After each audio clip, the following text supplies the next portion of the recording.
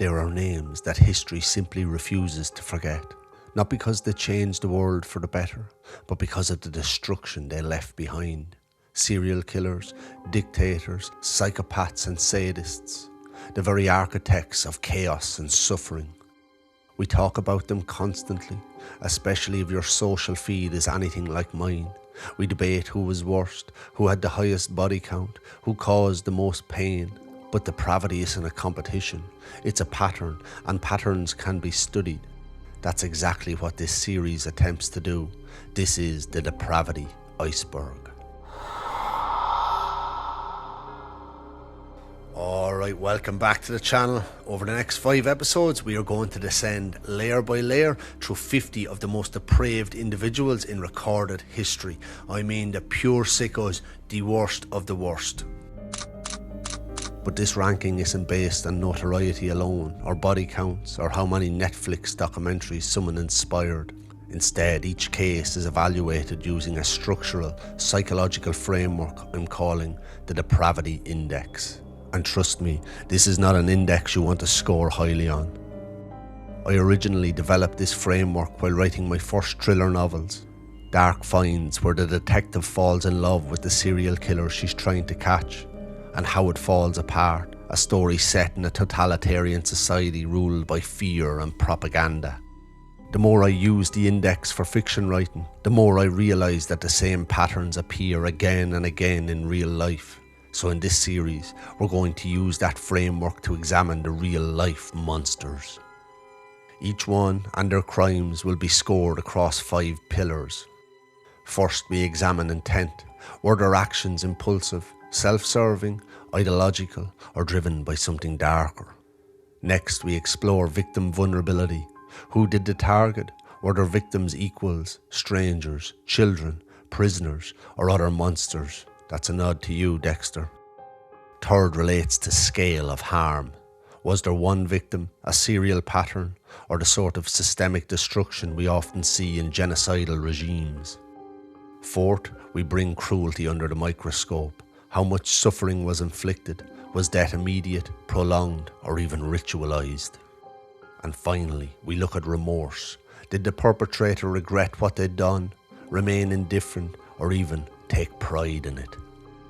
Each pillar is scored from 1 to 5, and then we apply an escalation multiplier for those rare outliers. Because there's a difference between a single catastrophic act of violence and the refinement of cruelty over time, like we often see in serial offenders and murderous autocrats. The higher the score, the deeper they sink into the very depths of depravity. So how will the iceberg actually look, you might be asking? Well, scores between 1 to 14 fall into layer 1, fracture. These are killers whose crimes are horrific, but usually confined to a single moment of moral collapse. Scores between 15 and 19 fall into layer 2, corruption. Here we begin to see violence becoming more deliberate and repeated. Scores between 20 and 23 fall into layer 3, rot. At this level, violence is no longer incidental. It becomes part of the offender's identity. Scores between 24 and 27 fall into layer 4, ruination. This is where morality is almost completely disintegrated. The crimes become systemic, ideological, or large scale. And finally, scores of 28 and above fall into layer 5, the void, the deepest part of the iceberg, reserved for those rare individuals whose actions represent the most extreme forms of human depravity. Now, let me be clear. This series isn't about glorifying these monsters. It's about understanding them, a psychological voyage through the darkest corners of human behaviour. Because if we want to understand depravity, we first have to study it, map it, and measure the shape of it. Right, so by now you have the basic concept. Next, take a deep breath, turn off the lights and put on your Dark Explorer cap, because we're about to make footfall on the surface. We begin at layer 1, fracture. On the morning of January 9th, 1993, emergency services were called to a burning house in a quite French village near the Swiss border. Inside the smouldering building, firefighters discovered the bodies of a woman and 2 young children. The father of the family, a respected medical doctor and researcher named Jean-Claude Romand, was found unconscious in the home. He was pulled from the wreckage and rushed to hospital. At first, investigators believed they were dealing with a tragic accident, but within days, Romand's story began to unravel because he wasn't a respected doctor. In fact, he had never been one. Jean-Claude Romand was born in 1954 in eastern France and raised in a relatively normal middle-class household. In 1975, Romand enrolled in medical school at the University of Lyon, but in his second year, he failed a crucial exam. Rather than repeat the year, he simply stopped attending college. He didn't tell his parents or his girlfriend at the time. Instead, he allowed everyone around him to believe that he had passed, and that lie became the foundation of an entirely fabricated life. For the next 18 years, Romand maintained the illusion that he was a prominent doctor and medical research working for the World Health Organization in Geneva. Each morning he left for home dressed for work, but instead of heading to an office, he spent his days drifting through the countryside, driving aimlessly, sitting in libraries or parking at motorway rest stops, simply waiting for the hours to pass. Occasionally he visited the public areas of the WHO headquarters, browsing conference rooms and the publications office, quietly collecting official letter-headed documents to lend credibility to his fabricated career. To friends and relatives, he appeared to be an accomplished medical professional, a respected scientist working at the centre of international health policy. And to sustain that illusion, he survived largely on loans and money borrowed from friends and family, often claiming the funds were for exclusive investment opportunities connected to his work. In one particularly brazen deception, he began an affair with a divorced child psychologist and convinced her to hand over 900,000 francs, promising to invest it on her behalf. Instead, he quietly siphoned the money to maintain the elaborate lie he had built around himself. For nearly 2 decades, no one suspected anything wrong, but lies, especially ones as large as this, have a way of collapsing under their own weight. By early 1993, the financial pressure was mounting. People had begun asking questions. The loans were piling up and the explanations growing thinner. Romand could feel the walls closing in. He was running out of time, running out of money, and running out of people left to deceive. So a dark idea began to take shape in his mind. On the evening of January 8, 1993, the facade finally cracked. Armed with a rolling pin, Romand bludgeoned his wife to death as she lay in bed. The next morning he turned his attention to their 2 young children, shooting them as they slept. With his immediate family gone, only a few people remained who could expose the truth behind his carefully constructed life. His parents and the former mistress who had loaned him 900,000 francs and was asking for it back. Around midday, Romand drove to his parents' home in a nearby town. There he shot them both with a rifle. He also killed the family dog, but one final loose end remained. Later that day, he attempted to lure his former mistress to a remote location under the pretense of discussing the investment. Once they were alone, he sprayed tear gas into her face and began strangling her with a plastic cord. She pleaded for her life, and then in a strange and almost inexplicable turn, Romand let go of her neck. Instead of finishing the attack, he drove her around for 2 hours and let her go. At this point, he was unravelling at an alarming rate. He returned to his home, set the house on fire, and ingested sleeping pills in what appeared to be an act of self-deletion. But as fate would have it, Romand survived and was pulled from the smouldering building by emergency responders. What investigators uncovered in the days that followed was almost as shocking as the murders themselves. The man everyone believed to be a respected doctor had never practiced medicine at all. His entire life, nearly 2 decades of it, had been an elaborate fabrication. And once that truth surfaced, detectives began to look closer, much closer.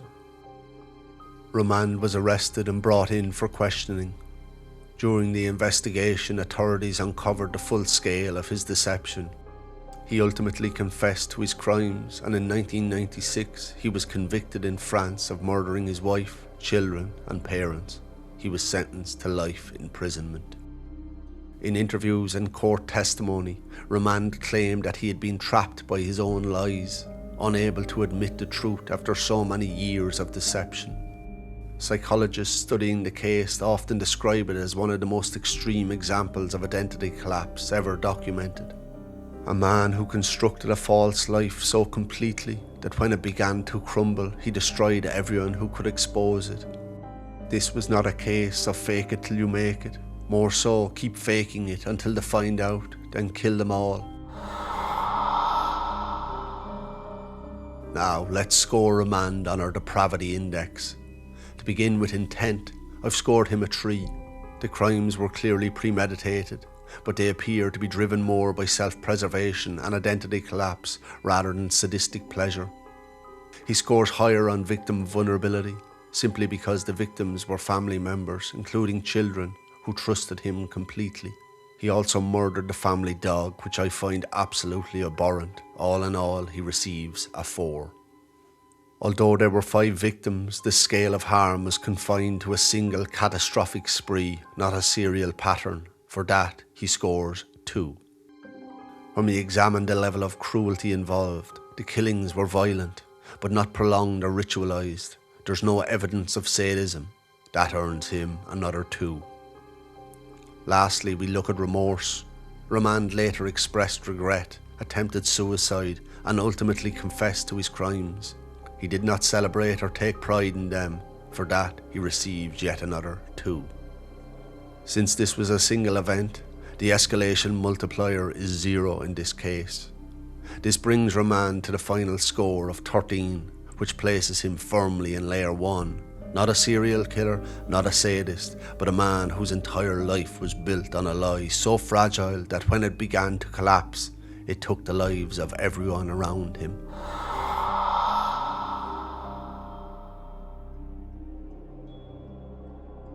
On the night of November 18th, 1986, a violent snowstorm swept across the small town of Newtown, Connecticut.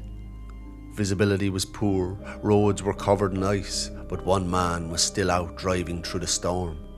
Behind his truck, he was towing a large industrial wood chipper. At the time, no one thought much of it, but in the days that followed, police would begin piecing together a story that sounded almost impossible. Because somewhere along that dark stretch of road, a murder had taken place, and the evidence had been fed into that wood chipper. The man's name was Richard Crafts. Richard Crafts was born on December 20th, 1937 in New York City. He was the youngest of 3 children in what appears to have been a relatively comfortable middle-class household. His father was a hard-working businessman in Manhattan, and the family eventually relocated to the affluent suburb of Darien, Connecticut. Growing up in suburban Connecticut, Crafts attended private school, though most accounts suggest he was not particularly academic. He briefly attended college but dropped out, choosing instead to pursue a different path. At 19 years old, he made an unexpected decision that surprised his family. He joined the US Marine Corps. His time in the military became a turning point, steering him toward aviation. After leaving the Marines, he eventually trained as a pilot and built a career flying for Eastern Airlines, a job he held for nearly 2 decades. By the 1970s, Crafts had settled in Newtown, Connecticut, where he lived a comfortable suburban life. He was also known locally as a part-time police officer and developed a reputation for being a meticulous and somewhat private person. Friends and acquaintances often described him as intelligent but emotionally distant, someone who could appear controlled and methodical. It was here, living in Connecticut, that Richard met a woman by the name of Helly, who had emigrated from Denmark and worked as a flight attendant. The couple married in 1975, and Helly continued working while raising their 3 children. From the outside, they seemed to have the perfect family, but behind closed doors, the marriage had begun to deteriorate. Richard reportedly had a history of violent behaviour towards Helly. He even lied to her about being diagnosed with cancer, a desperate ploy perhaps to manipulate her emotions. The final blow to their marriage came when Helly discovered Richard's infidelity. For her, this was the last straw, and she began floating the possibility of a divorce. However, those papers would never be signed. On November 18, 1986, Helly Crafts vanished. Richard told friends and authorities that his wife had left the house during the night and likely travelled to Denmark to visit family. But there was a problem with that explanation. Helly had left behind her passport, her luggage, and most of her personal belongings. Friends immediately began to worry, knowing how fractured the marriage had become. When investigators started looking into her disappearance, several suspicious details emerged. One of them involved a strange line on Richard's credit card statement. 1 month before his wife's disappearance, he had rented a large industrial wood chipper. Detectives noted other suspicious details too. Richard had purchased a chainsaw and a large freezer around the same time. Witnesses also reported seeing him driving late at night during a snowstorm, towing the wood chipper behind his truck. Investigators began retracing the route he had reportedly taken that night, searching the snow-covered roadside for anything that might have been left behind. What they discovered near Lake Zor was astonishing. Scattered along the frozen roadside were tiny fragments of evidence. Human tissue, bone shards, a tooth, pieces of clothing, a big toe, and even strands of hair. As forensic teams painstakingly collected and analysed the remains, they eventually confirmed the unthinkable. The fragments belonged to Helly Crafts. And there was more. A chainsaw was later recovered from the nearby Housatonic River. When investigators examined it, they found blonde hairs tangled in the bladed teeth, evidence that further tied the weapon directly to Richard. Authorities came to believe that he had murdered his wife, dismembered her body, and then used the wood chipper to destroy the remains during the snowstorm, scattering the evidence near Lake Zor and along a stretch of frozen roadside. The investigation became groundbreaking. It was one of the first major murder cases in the United States built almost entirely on forensic reconstruction rather than the discovery of a complete body, proving that even when someone tries to erase every trace of a crime, science can sometimes rebuild the story piece by piece. Richard Crafts was arrested and charged with the murder of his wife. His first trial in 1988 ended in a mistrial when the jury could not reach a unanimous verdict, but prosecutors tried the case again the following year. During the second trial, forensic experts presented detailed evidence showing how the fragments recovered from the roadside matched Helly Crafts. The jury ultimately found Richard guilty of murder and he was sentenced to 50 years in prison. The case became widely known as the wood chipper murder, and it remains one of the most famous examples of how forensic science can reconstruct a crime even when a body has almost been completely destroyed. Now let's score Crafts on the Depravity Index. Starting with intent, I've scored him a 3. The murder appears to have been premeditated and carefully planned, likely motivated by marital conflict and the prospect of divorce. Looking at victim vulnerability, the victim was his spouse, someone who lived with him and trusted him. For that, he receives another 3.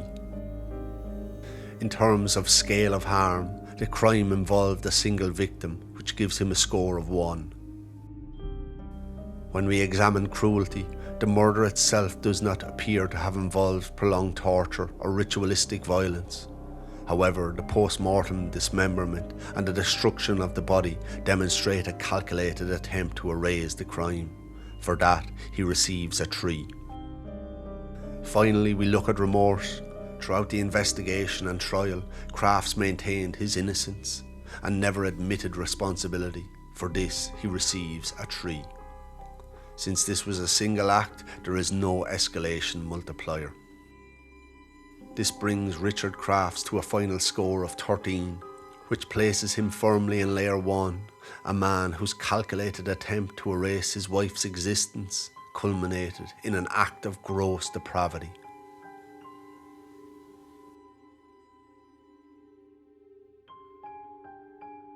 On the night of October 25th, 1994, a distraught young mother arrived at a police station in South Carolina. Through floods of tears, she told officers that an African-American man had forced her out of her car at gunpoint, before speeding away into the darkness with her two young boys screaming in the back seat. The report triggered an immediate search effort. Police set up roadblocks across the county.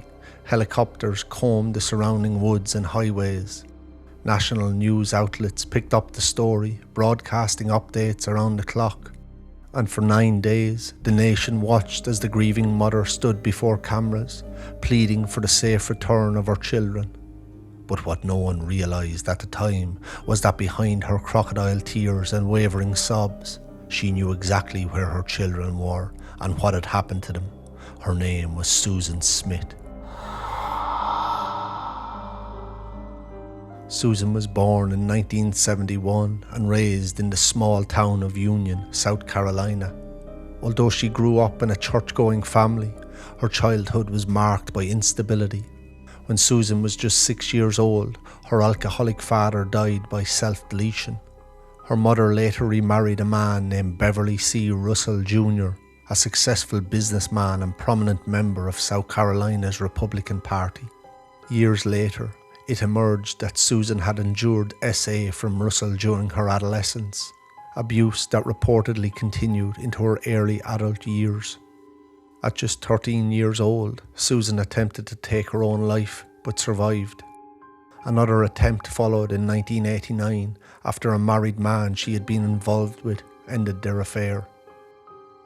Friends and co-workers described her as someone who craved approval and attention, often seeking validation from others and gravitating towards situations where she could be the centre of attention.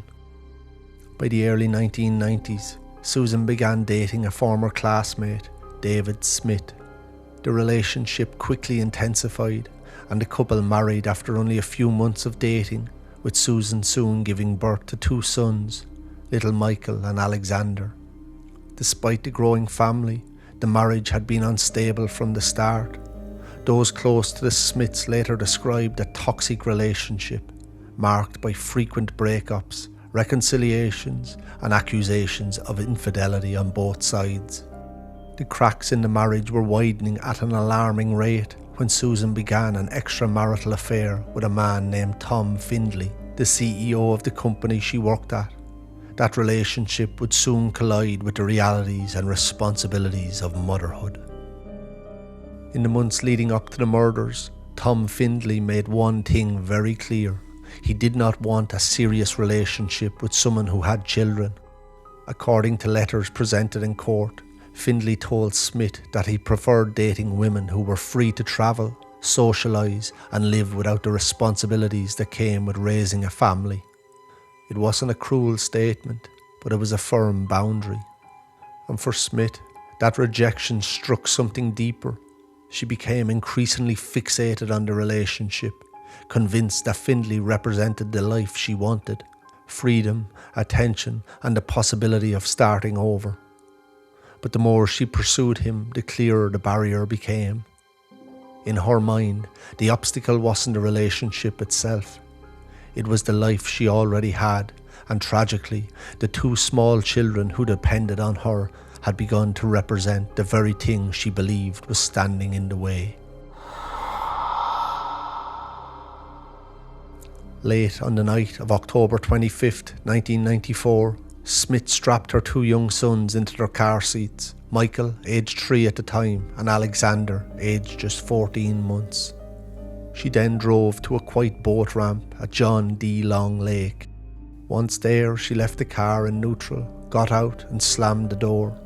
She stood there and watched the wheels roll down the ramp and into the dark water. While inside the car, her 2 young sons screamed for their mother. She waited until the vehicle disappeared beneath the black surface, then fled to a nearby house and frantically claimed she had been carjacked with the boys inside. What followed was 9 days of deception and subterfuge. She gave emotional interviews on television, pleading for the return of her children. She even appealed directly to the kidnapper, addressing the camera and saying she hoped whoever had taken them would just bring them home safely. Here are some clips of that now. I do understand why they're having to do what they're doing. I'm all they have. Right now, they have not been able to rule anyone out. I don't think I'm any more of a suspect than anyone in this case right now. Despite the on-air dramatics, investigators were beginning to notice inconsistencies in Susan's story, and under intensive questioning, her house of lies began to fall apart. On November 3rd, 1994, she confessed to what she had done. Divers later recovered the car from the lake, and inside were the deceased bodies of little Michael and Alexander. Susan Smith was charged with 2 counts of murder. Her trial in 1995 became one of the most widely covered criminal cases in the United States. Prosecutors argued that Smith had murdered her children to pursue a relationship with a man who did not want them. Her defense team presented evidence about her troubled childhood and psychological instability. Ultimately, the jury found Susan Smith guilty of both murders, and she was sentenced to life imprisonment. To this day, she remains incarcerated in South Carolina. Now let's score Susan Smith using the Depravity Index. Starting with intent, I've given her a score of 3. The murders were premeditated, but motivated by personal desperation and relationship fixation rather than ideology or sadistic pleasure. When we examine victim vulnerability, the score rises significantly. Her victims were her own children, who were completely dependent on her for their safety and protection. For this, she receives the max score of 5. Looking at scale of harm, the crime involved 2 victims within a single event, which gives her a score of 2. In terms of cruelty, the deaths did not involve prolonged torture, but the act of deliberately sending a car into a lake with her children trapped inside represents a severe form of psychological and physical cruelty. For that, she receives a 3. And finally, we examine remorse. Smith eventually confessed and expressed regret during the investigation and trial. For this, she receives a score of 1. Since this was a single event, there is no escalation multiplier. This brings Susan Smith to a final score of 14, which places her right on the upper boundary between fracture and corruption. But because the crime occurred as a single catastrophic event rather than a pattern of escalating violence, she remains within Layer 1, a case where desperation, narcissism and self-interest collided with motherhood, and 2 small children paid the price.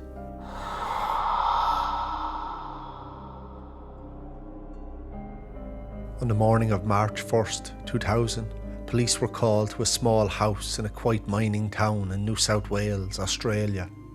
What they found inside would become one of the most shocking crime scenes in Australian history. The body of a man lay mutilated on the living room floor, and when investigators entered the kitchen, they made another horrifying discovery. Pieces of the man's flesh had been cooked and arranged on plates beside vegetables, as if prepared for a meal. The woman responsible was found nearby, unconscious after attempting to self-delete. Her name was Katherine Knight. Katherine Knight was born in 1955 in the rural town of Tenterfield, Australia. She grew up in a volatile household where domestic abuse was commonplace. Her father Ken was a violent alcoholic who would rape her mother Barbara up to 10 times per day. Barbara in turn often shared details of her sex life with her daughter and expressed her intense hatred for sex and men. Knight alleged she was frequently essayed by several members of her family until the age of 11, and all this trauma took its toll. As a teenager, she developed a reputation for being volatile and impulsive, and left school at the age of 15, having not learned to read or write. From an early age, she was known for explosive outbursts of anger. She also developed an intense fascination with knives. That fascination led her to what she described as her dream job, working at a local slaughterhouse. There she became highly skilled at butchering animals, work that required precision with blades and a steady tolerance for blood and dismemberment.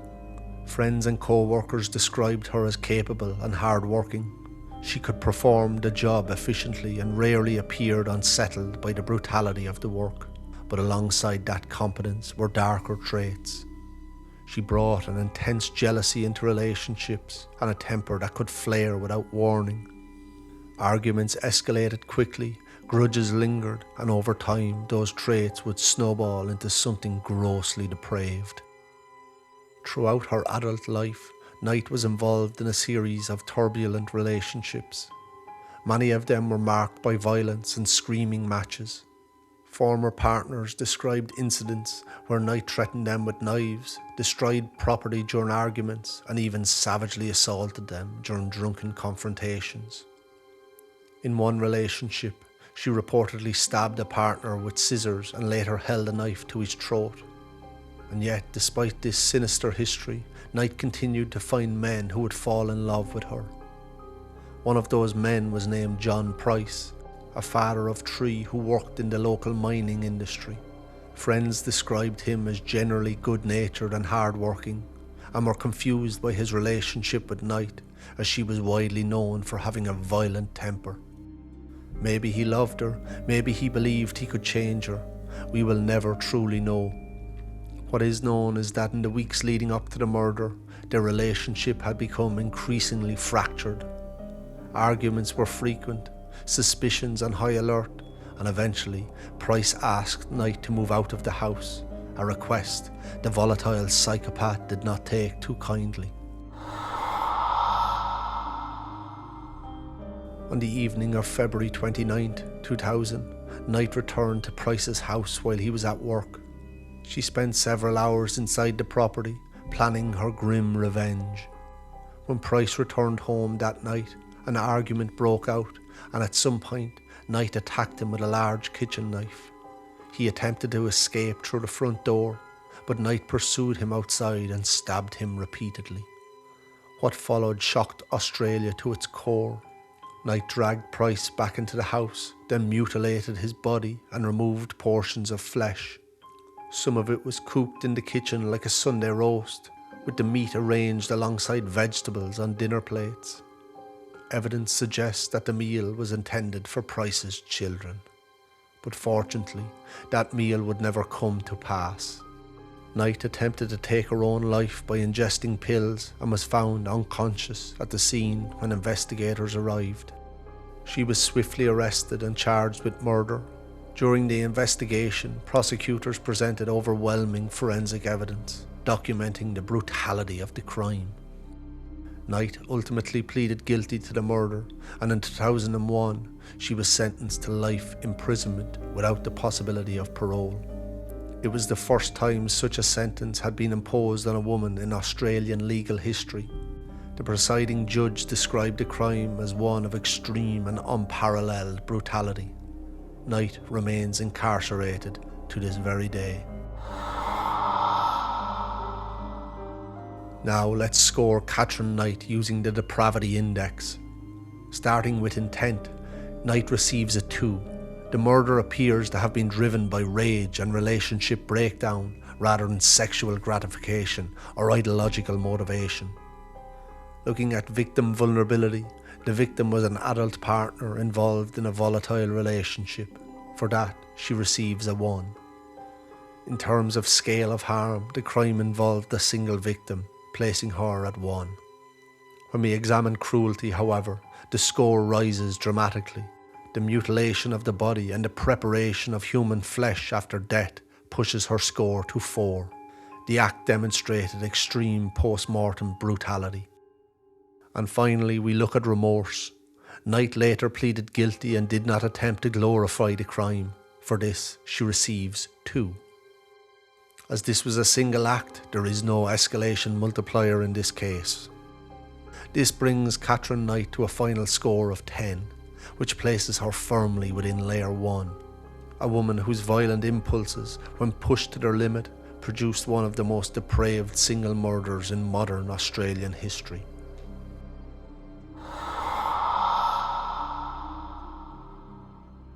In January 2019, police arrived at a quite suburban home in Florida.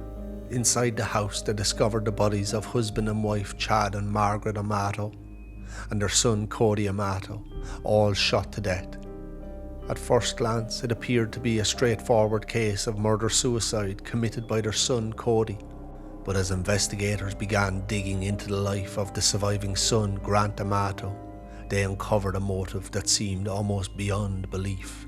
The murders, it turned out, were tied to an online relationship with a webcam model thousands of miles away, a relationship that had already cost him hundreds of thousands of dollars and eventually the lives of his family. Grant Amato was born in 1989 and raised in Orlando, Florida. By most accounts, he grew up in a stable household. His father was a successful businessman and the family lived comfortably in a quite suburban neighbourhood. As a young adult, Grant initially pursued a career in healthcare and worked as a nurse, but over time he began to struggle professionally and financially. After being dismissed from his job for stealing medication, Grant was forced to move back into his parents' home. It was during this period that he became increasingly isolated.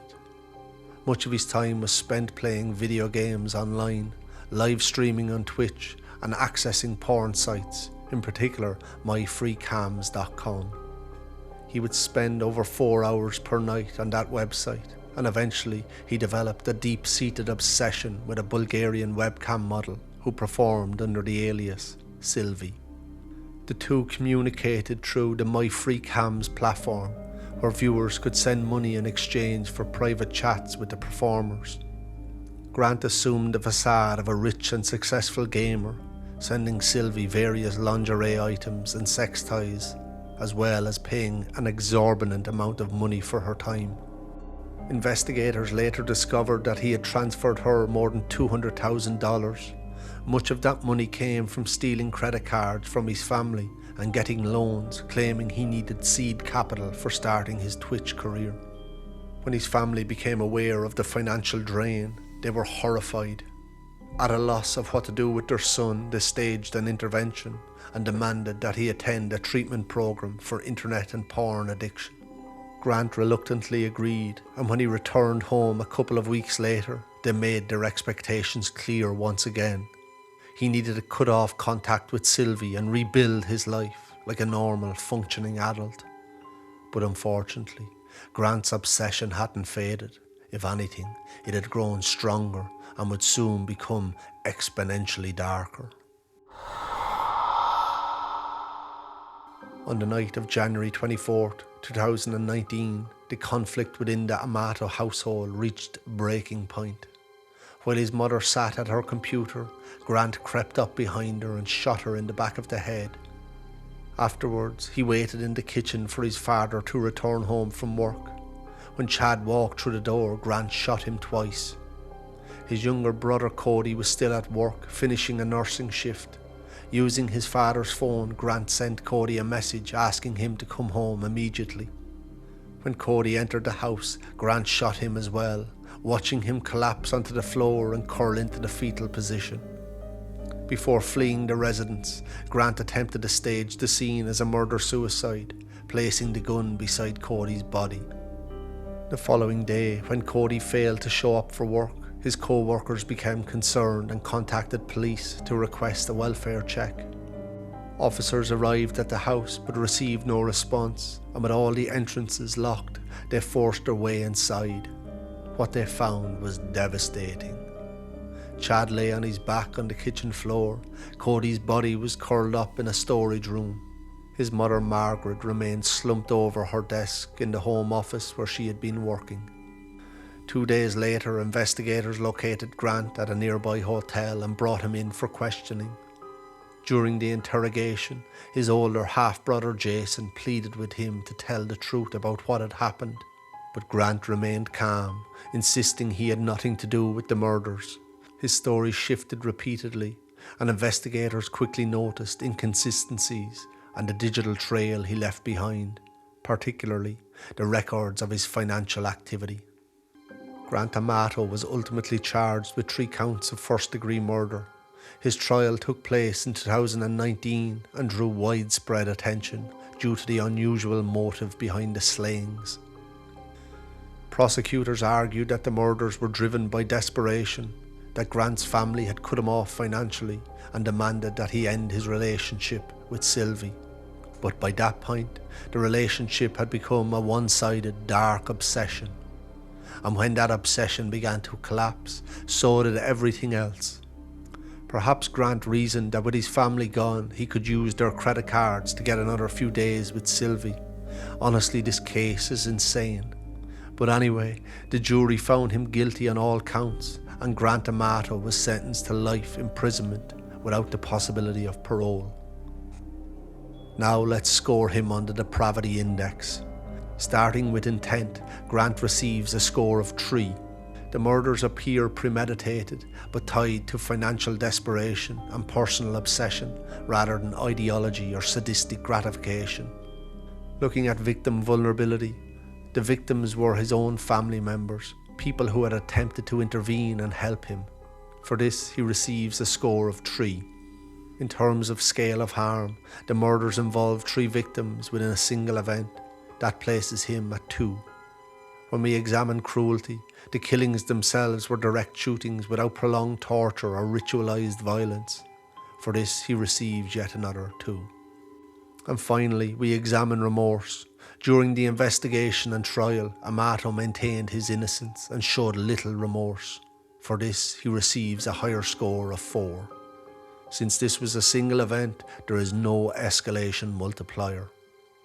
This brings Grant Amato to a final score of 14, which places him at the upper boundary of Layer 1, a man whose obsession with a webcam model became so consuming that when reality threatened to take it away, he destroyed the very people trying to save him. Alright, if you've made it this far, thanks a million for watching. We have 4 more videos in this series to come, so subscribe now if you haven't already so you won't miss any of those. Let us know where you're watching from in the comments, or some of the cases that I would have missed. Obviously this is not an exhaustive list. I think it would take a lifetime to cover all the cases, but let us know if there's ones that you think would have clearly fitted in to Layer 1 and that I missed, and we can maybe revisit them in another series. Lastly, if you're liking my writing style, consider getting one of my books. They're available on Amazon now. There's 2 thrillers out. Maybe they'll float your boat, maybe not. It'll really help the channel grow. I'm not monetized yet, so if you do want to give a token or something, I'll put the Patreon down in the link as well in the description. Now, back to the video.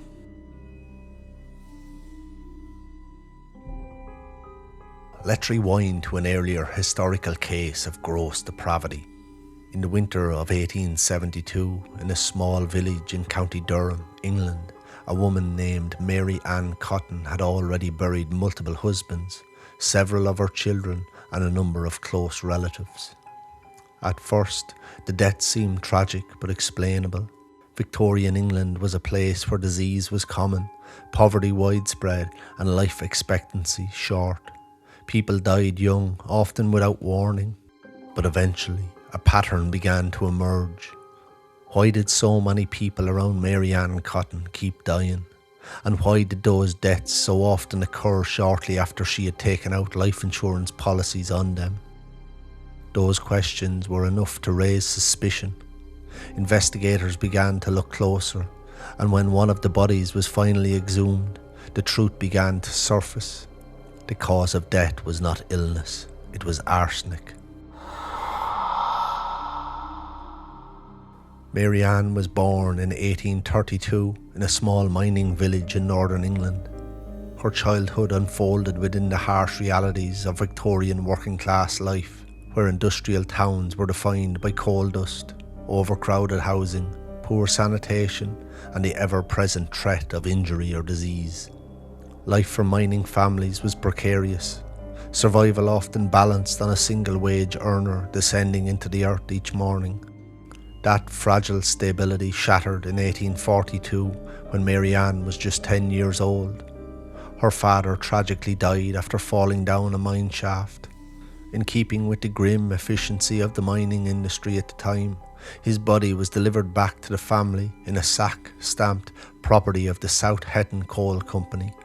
The message was brutally clear.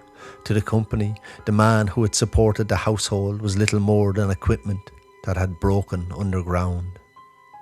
With his death, Marianne lost more than a father. Because the miner's cottage they lived in was tied directly to his employment, her mother and siblings were swiftly evicted. In a matter of days, the household security collapsed. For a child, experiences like this can leave a deep psychological impression. Early encounters with sudden loss, instability, and the cold indifference of authority. In Victorian mining communities, such trauma was tragically common, but for some individuals, the emotional imprint runs deeper. And for Marianne, it would not be the last time death reshaped the course of her life. As a young woman, she married a coal miner named William Mowbray. The couple moved frequently in search for work and eventually had several children together, but tragedy seemed to follow Marianne wherever she went. One by one, her children died. Then her husband died as well. At the time, their deaths were attributed to common illnesses such as gastric fever or typhus. No one suspected anything untoward. No one knew that Marianne had quietly collected insurance payments after each of those deaths and was profiting obscenely from what appeared to be a tragedy. Over the next several years, the pattern repeated itself again and again. Marianne married multiple times and several of her husbands died under mysterious circumstances. Children in her care became sick and soon passed. Even friends and relatives who lived with her sometimes became ill and died shortly afterward. In nearly every case, the symptoms were strikingly similar: severe stomach pain, vomiting, and a rapid decline. Now, at the time, those symptoms were often attributed to common diseases, but they were also consistent with arsenic poisoning. Arsenic was widely available in Victorian England, commonly used in household products such as rat poison. And it had another grim advantage for someone intent on murder, as its symptoms closely resembled common illnesses of the era. For years, those close to Marianne were buried without suspicion, until one death finally drew the attention of authorities.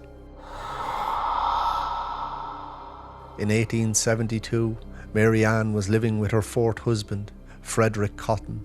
Like so many times before, Frederick soon became ill and died, adding another dead husband to her growing tally. But it was the death of her young stepson, Charles Cotton, that finally triggered an investigation. A local parish official became suspicious when he noticed the unusual number of deaths surrounding Marianne. He went to police officials, expressed his concerns, and they ordered the boy's body to be exhumed. When a doctor examined the remains, arsenic was detected in the boy's system. With that grim discovery, the case against Marianne began to unravel. Investigators now suspected that many of the earlier deaths might also have been poisonings.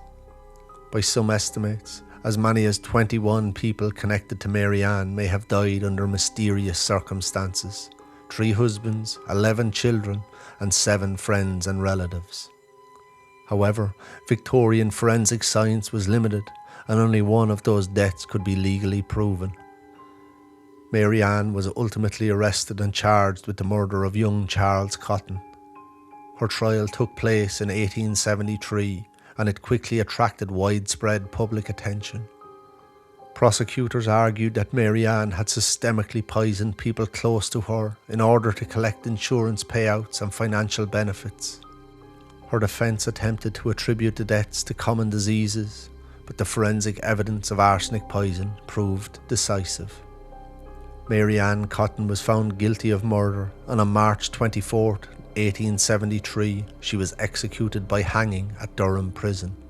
She died not from her neck breaking, as was standard, but by strangulation caused by the rope being rigged too short, perhaps deliberately. She was 41 years old. Now let's score Mary Ann Cotton using our Depravity Index. Starting with intent, Cotton receives a score of 2.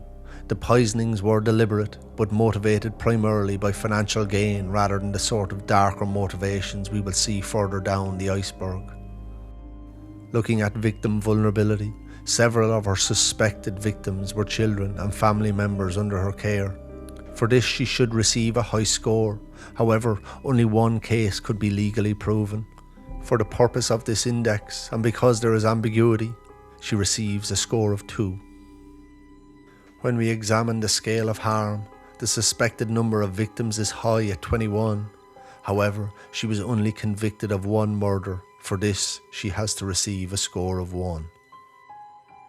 In terms of cruelty, arsenic poisoning causes severe physical distress, but was not used for ritualistic torture or prolonged sadism. For that, she receives 2. Finally, we examine remorse. There is little evidence that Cotton ever expressed meaningful regret. For this, she receives a score of 3. Now I'm tempted here to add the escalation multiplier, reasoning that she most likely committed far more murders. But to maintain consistency throughout the whole series, I have to score her a 0. This brings Mary Ann Cotton to a final score of 10, with the caveat that this could be far higher if more murders were proven. This score places her firmly within layer 1, but let me know in the comments if you agree. Do you think, knowing the case details, that Mary Ann should be scored higher?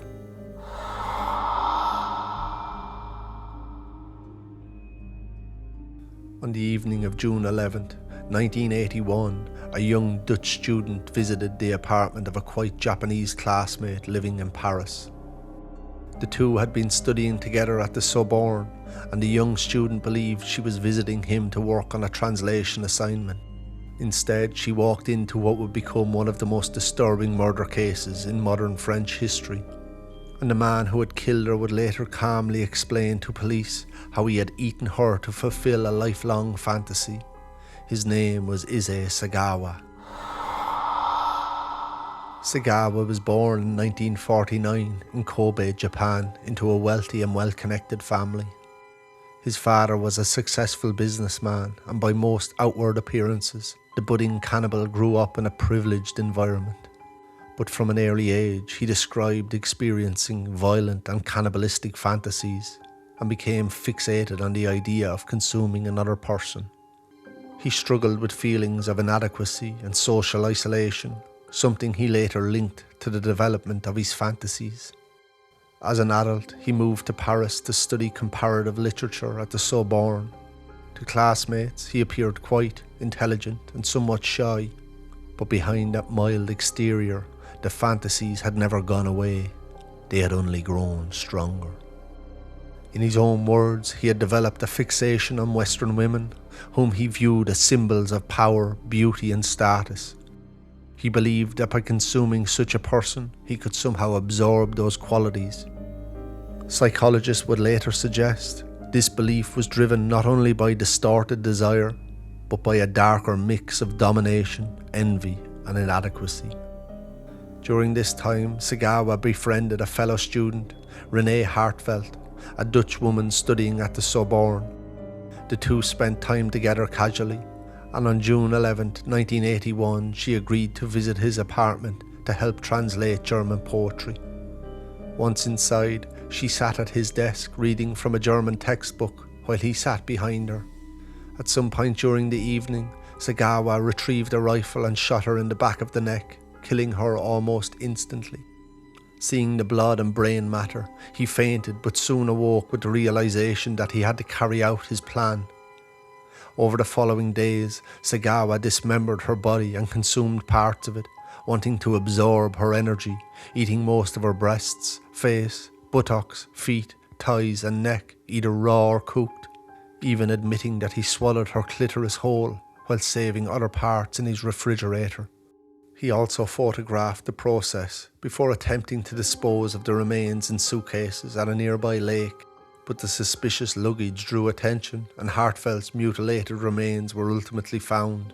French police began interviewing witnesses and quickly identified Segawa as the man responsible. He was arrested, and when questioned, he did not deny what he had done.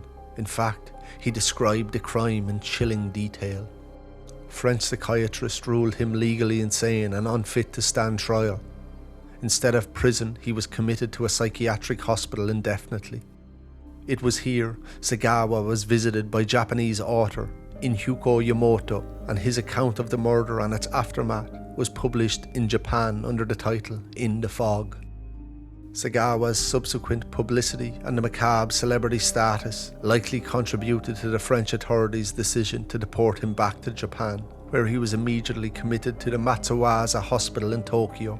Now here's the kicker. Because the French case files were sealed and not fully transferred to Japanese authorities, prosecutors in Japan were unable to pursue charges.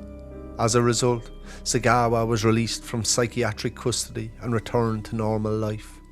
In the years that followed, he became a celebrity in Japan, giving interviews, writing books about the crime, and appearing in documentaries. The case remains controversial to this day, firstly because of the brutality of the crime, and secondly for the fact that Segawa avoided long-term imprisonment for first-degree murder. Anyways, let's score Segawa on our Depravity Index. Starting with intent, Segawa receives a score of 4. The crime was clearly premeditated and driven by a fantasy he had cultivated and reinforced over years. There are elements of darker psychological traits here that push his depravity score into a rarer bracket, where murder is no longer about passion, conflict, or even material gain. Instead, it becomes ideological, an act carried out in service of a deeply internalized belief system, where the victim is reduced to a means of fulfilling a private, distorted narrative. For victim vulnerability, he scores a 3. Renee Hartfeldt was an adult who voluntarily visited his apartment. However, she had no reason to suspect the danger that lay in wait. Looking at scale of harm, this is a single victim in a single event, which places him at 1. When we examine cruelty, Segawa shot her in the back of the neck, killing her almost instantly. However, the score rises to 3 in this instance because of the post-mortem mutilation and cannibalism. The act was not merely a homicide, but the fulfillment of a deeply disturbing ritualized fantasy. And finally, we examine remorse. Segawa later expressed regret in interviews, but he also repeatedly revisited the crime in media appearances and writings. This mixed response places him at 2. Since this was a one-off case, there is no escalation multiplier. This gives Issei Segawa a final score of 13, which places him at the upper edge of Layer 1. Not a serial predator, but a man whose lifelong obsession with cannibalism culminated in one of the most bizarre single murders of the 20th century.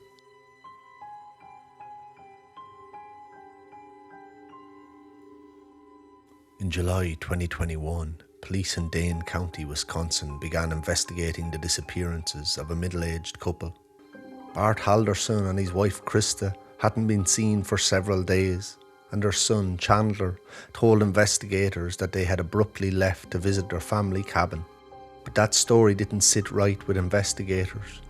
The cabin owners had no record of them arriving, their phones were powered off, and the timeline Chandler provided kept shifting under scrutiny.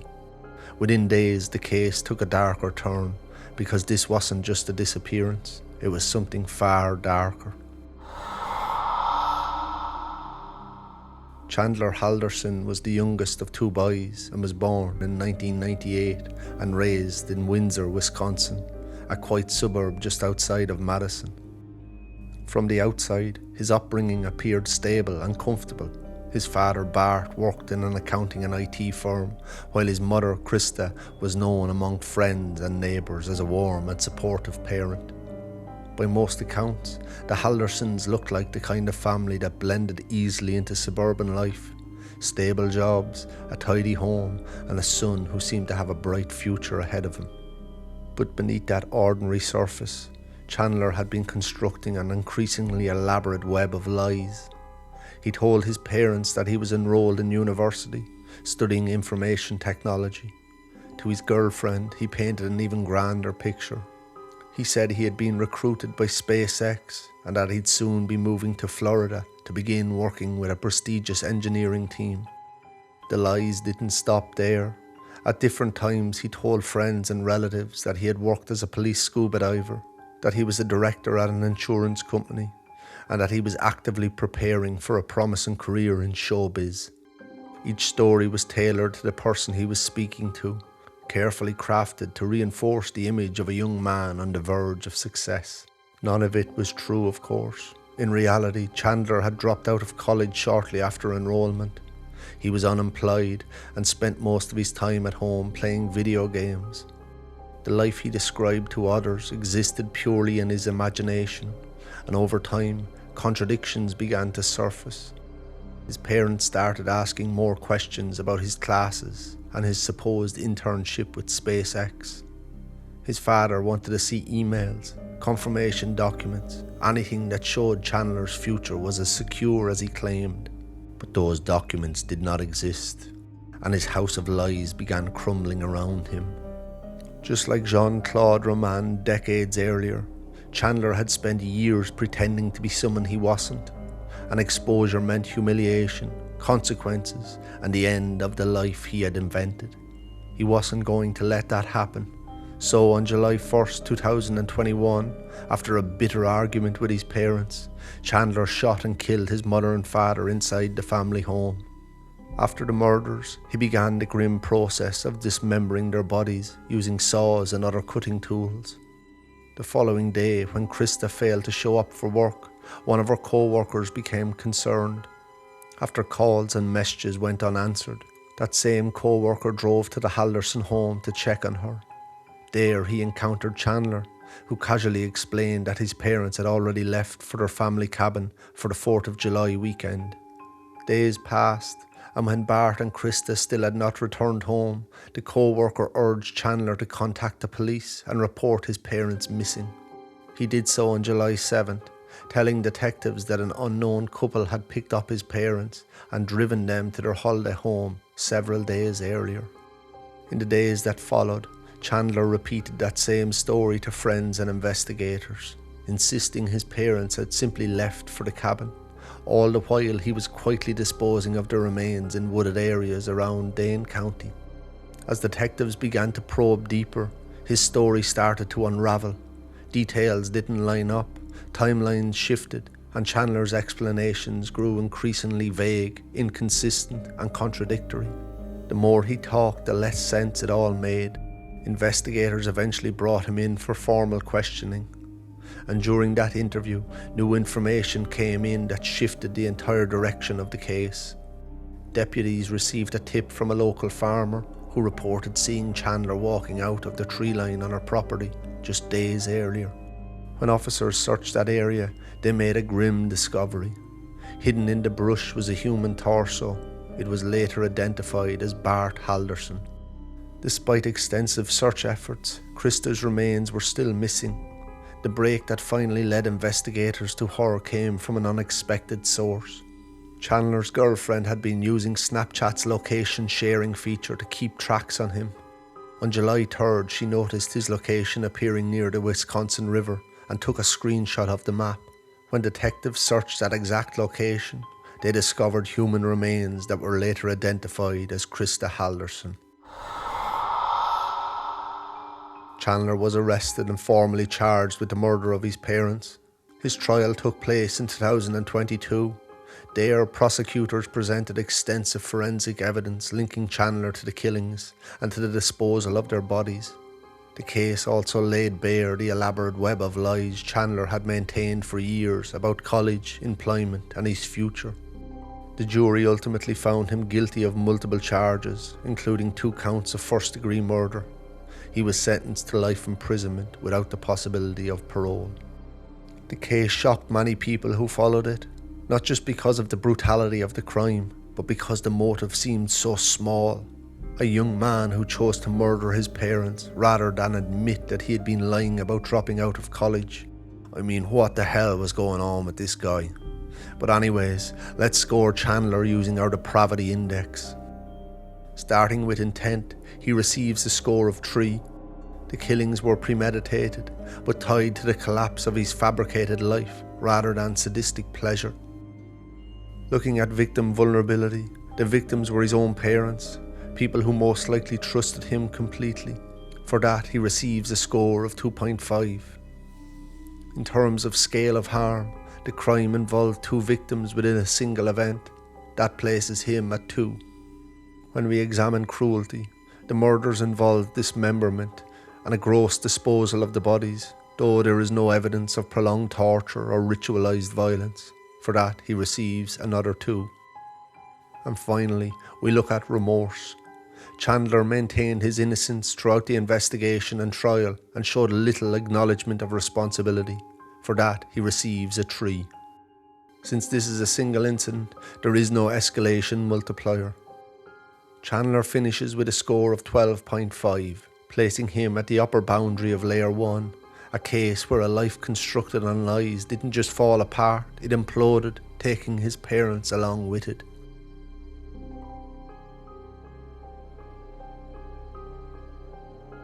On the evening of December 1st, 2018, a young British woman met a man for drinks in downtown Auckland, New Zealand.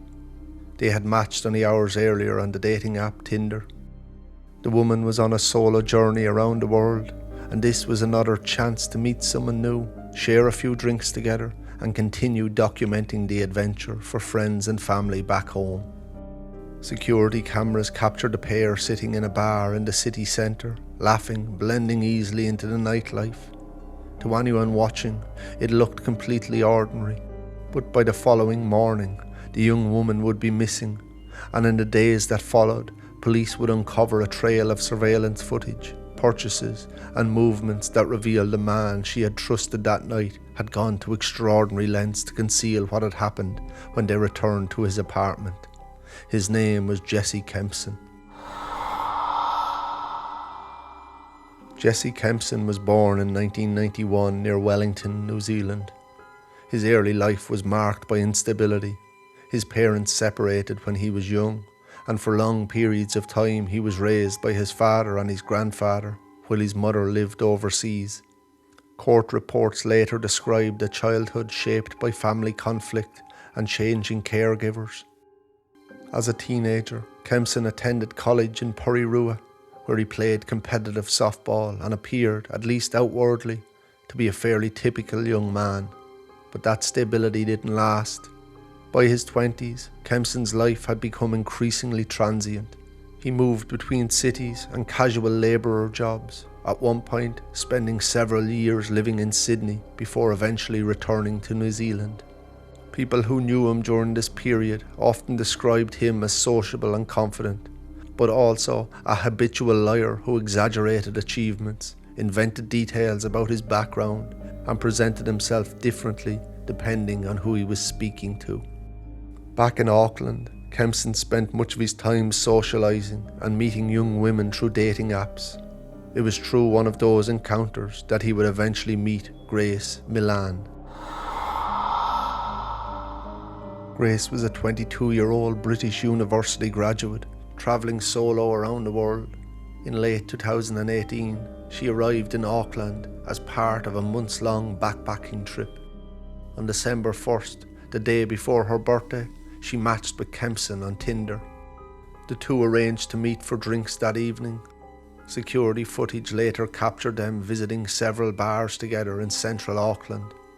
By all appearances, the evening seemed relaxed and friendly. However, when they returned to Kempson's apartment, things took a darker turn. According to evidence presented in court, Grace died inside Kempson's apartment. Kempson claimed the death was accidental, the result of consensual sexual asphyxiation gone wrong, but investigators uncovered evidence that told a very different story. Medical findings indicated that Grace had been strangled for a sustained period of time, far longer than what could be ruled an accident. The injuries suggested not a momentary loss of control, but prolonged pressure. What followed only deepened suspicion. In the hours after her death, Kempson did not call for help. Instead, he began taking deliberate steps to conceal what had happened. Surveillance footage captured him calmly moving through the city, purchasing cleaning supplies and a large suitcase. The behaviour pointed not to panic, but to cold calculation. The following day, cameras captured him transporting the suitcase out of his apartment before travelling to a remote area in a mountainous region west of Auckland. There he buried the suitcase containing Grace's body in a shallow grave. Meanwhile, he continued swiping right on Tinder, meeting more women for dates, even as the search for Grace was beginning to intensify across the city. When Grace failed to return to her accommodation, her family reported her missing. The case quickly drew international attention as people struggled to understand how a young backpacker could vanish in a city widely considered safe.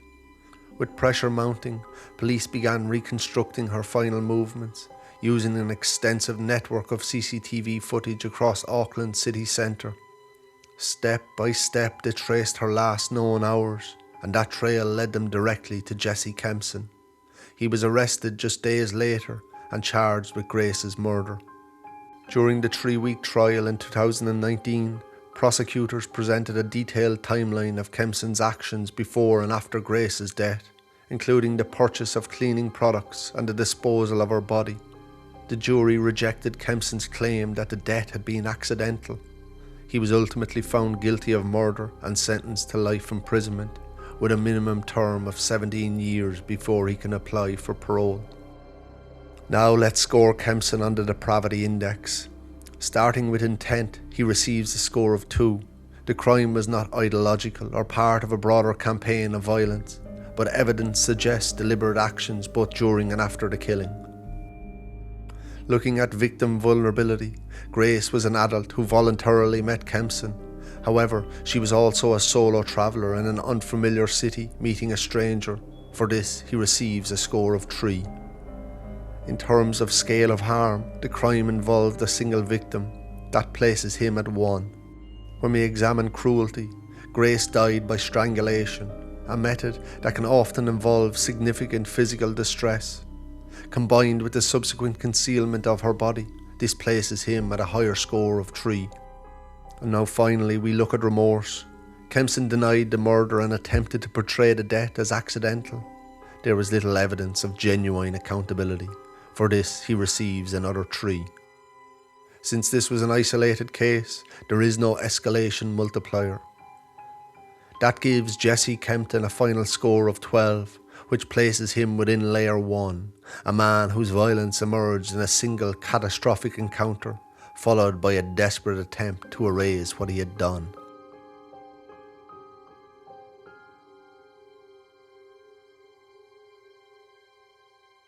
In 1996, a grand colonial mansion in Arkansas became the scene of a brutal double murder and arson attempt. Inside the smouldering house were 2 elderly victims, Sally Snowden McKay and her cousin Lee Baker. Both had been shot and killed by a teenager named Travis Lewis. At the time, it appeared to be a tragic case of a burglary gone wrong. Lewis was convicted the following year and sent to prison, and for years the case faded into memory, just another horrific crime filed away in the past. But decades later, after his release, Lewis returned to the very same property where the murders had taken place. There he was welcomed back and even befriended by Sally's daughter. What followed would bring the nightmare of 1996 back to life in the most depraved way. In the mid-1990s, Lewis was already drifting into petty crime, breaking into homes and stealing whatever he could quickly sell. His father worked as a groundkeeper on the Snowden estate, a grand colonial mansion overlooking the quite picturesque surroundings of Horseshoe Lake in Hughes, Arkansas. Lewis had grown up around the property. He was even friends with one of Lee Baker's sons and was well known to Sally Snowden McKay, who lived there with members of her extended family. The property itself was quiet and secluded, the kind of place that might appear like an easy opportunity for the young burglar. On September 10, 1996, Lewis entered the home believing no one was there. But when Sally and her cousin Lee discovered him inside, the situation escalated quickly. Lewis produced a firearm and shot them both in a blind panic. Realizing what he had done, he set the house on fire in an attempt to destroy the evidence before fleeing the property. Minutes later, emergency services received a 911 call reporting that flames were visible from the Snowdon estate. Fire crews arrived quickly and entered the house, where they found the bodies of Sally and Lee on the grand staircase. Fortunately, the quick response from neighbours meant the fire had not spread far, and much of the evidence inside the house was preserved. Police began investigating immediately. At first it appeared to be a burglary gone wrong, but suspicion quickly fell on 16-year-old Lewis. Investigators brought him in for questioning. Initially, he denied involvement and even passed a polygraph test, but when his DNA and fingerprints were found at the murder scene, he eventually confessed. Still just a teenager, Lewis pleaded guilty to 2 counts of murder and was sentenced to 28 years in prison. For the Snowdon family, the crime was devastating. 2 lives lost in a senseless act of violence, committed by a familiar face. Over time, the case faded from public attention, but the story was far from over. In the years following the murders, Sally Snowdon Mackay's daughter, Martha, grew up carrying the weight of her mother's death. And in a decision that many would later struggle to comprehend, she chose a path that very few victims' families ever take. She forgave Travis Lewis. Not only that, she befriended him and advocated for his early release in 2018 after he had only served 23 years. Martha believed deeply in second chances. So deeply, in fact, that she allowed Lewis to live on the family property where the murders had occurred, helping around the estate and taking odd jobs. It was an act of extraordinary compassion, but also one that came with unimaginable risk. Honestly, for the life of me, it's difficult to fully comprehend Martha's decision. Whether compassion is even the right word is up for debate. And yet, for a time, the arrangement appeared cordial despite everything that had happened in 1996. But history has a way of repeating itself, and some patterns don't fade, they resurface. Because as the old saying goes, leopards rarely change their spots, and in Lewis's case, that would prove to be devastatingly true. On March 25, 2020, roughly 18 months after Lewis moved into the property, the relationship between him and Martha began to deteriorate. According to court documents, tensions erupted after $10,000 in cash from the sale of a chandelier went missing.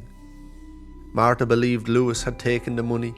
She confronted him, fired him, and ordered him to leave the property immediately. That decision did not sit well with Lewis.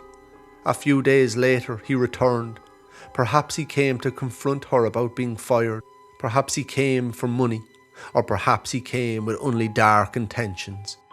The point here is that we don't know why he went back to the Snowdon estate.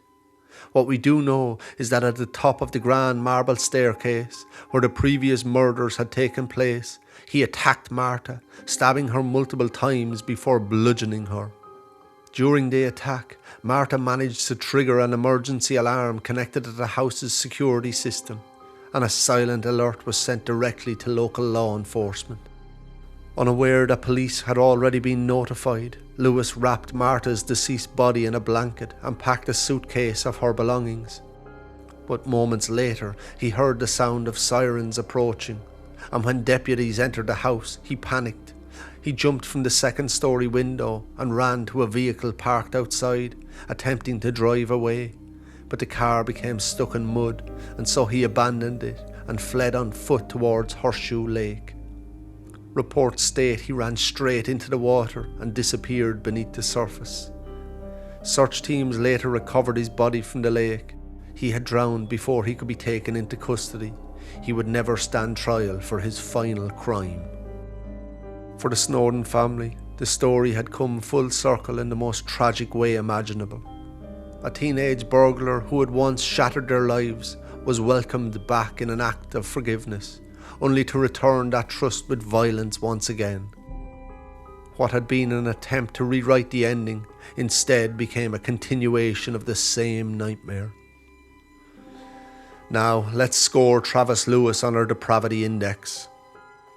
Starting with intent, The original murders occurred during a burglary when he was confronted by the homeowners. But when faced with the possibility of being caught, he chose to kill rather than flee.